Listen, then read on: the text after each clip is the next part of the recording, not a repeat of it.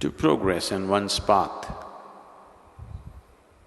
simply means that you have an expanded sense of ignorance. Once it happened, a man was trying to carry a grandfather clock from a truck to his house on his back, a huge one.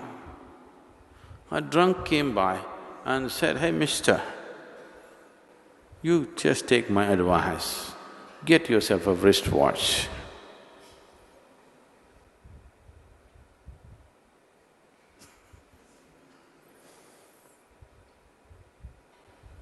If all you're looking for is dividing the day into 24 hours, all you need is a wristwatch. But if that doesn't hold much meaning to you, if that process of dividing life into proper compartments and living doesn't mean much to you anymore, you want to know the timelessness of life, the boundless nature of what this is, then you need to be little bit set on fire. Simply very nice logic or pretty emotions won't do it. They're nice, they organize your life. They make your life clean and acceptable. But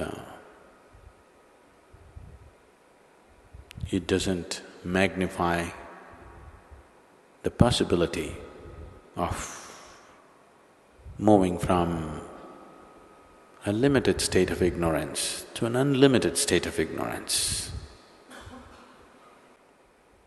Today, modern scientists are coming to this point.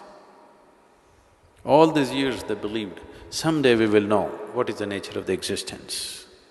Today, lot of top-level physicists are coming to this point where they're beginning to talk in terms of we will never know. We will just go on expanding the borders of our ignorance, but we will never know. This is what mysticism meant. This is what a mystic means, an utterly ignorant person. Everybody else is little bit ignorant, little bit knowledgeable. They know some things, they don't know some things. Someone who doesn't know anything at all, who is not burdened by knowledge, because knowledge is an accumulation. Someone who is simply not burdened by any kind of accumulation, he is a mystic because he's chosen to be utterly, absolutely ignorant, not in parts. So,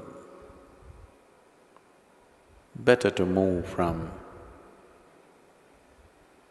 from a wristwatch to a grandfather clock is not a comfortable thing,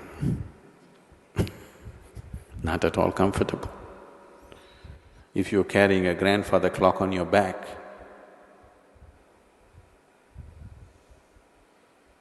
it may have great value, but you can't even look at the time. You have to ask somebody, please look at the time and tell me what's the time.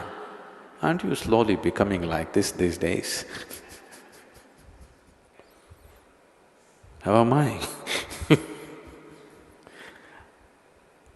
I hear a lot of people coming up to me and ask me, "Sadhguru, how am I?"